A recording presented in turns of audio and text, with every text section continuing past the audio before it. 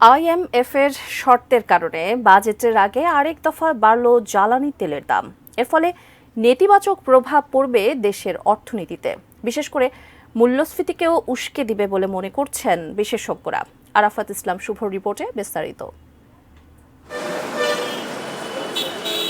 বিশ্ববাজারে যখন জ্বালানির দাম কিছুটা কমতির দিকে, তখন দেশে আরেকবার সব ধরনের জ্বালানি তেলের দামই বেড়েছে। এবারের কারণ হিসেবে বলা হয়েছে ডলারের দামের সঙ্গে সমন্বয়।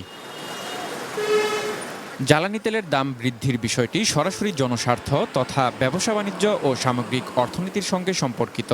জ্বালানির অস্বাভাবিক মূল্য বৃদ্ধির ফলে দেশের প্রধানতম রপ্তানি খাত নিট সেক্টর সহ দেশের সামগ্রিক শিল্প খাতে বিরূপ পরিস্থিতির সৃষ্টি হবে বলে মনে করছেন ব্যবসায়ীরা। আইএমএফ বিভিন্নভাবে প্রেসক্রিপশন দিচ্ছে সরকারকে, বাংলাদেশ ব্যাংকে, আর বাংলাদেশ ব্যাংক সেই প্রেসক্রিপশন গিলতেছে। ফলে কি হচ্ছে, ব্যবসায়ীরা ক্ষতিগ্রস্ত হবে, ইনভেস্টমেন্ট ক্ষতিগ্রস্ত হবে, দেশের রপ্তানি শিল্প ক্ষতিগ্রস্ত হবে।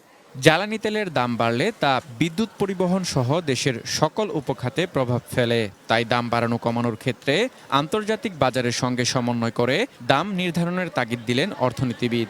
আমরা দেখি দাম যখন ইন্টারন্যাশনালি বাড়ে তখন বাড়ানো হয়, কিন্তু ইন্টারন্যাশনালি যখন দাম কমে তখন কিন্তু এই যে সমন্বয় করার কিন্তু একটা কথা ছিল, সেটা কিন্তু রেগুলার কিন্তু সমন্বয় হয় না। জ্বালানি তেলের যে দামটা বাড়ছে সেটা প্রপার মনিটরিং করতে হবে। জ্বালানি তেলের দাম বাড়ার প্রভাব সরাসরি পড়বে দেশের পরিবহন খাত ও নিত্যপণ্যের বাজারে, যা সার্বিক মূল্যস্ফীতিকে আরও বাড়িয়ে দিবে বলে মনে করছেন বিশেষজ্ঞরা। আরাফাত ইসলাম শুভ, এটিএন নিউজ, ঢাকা।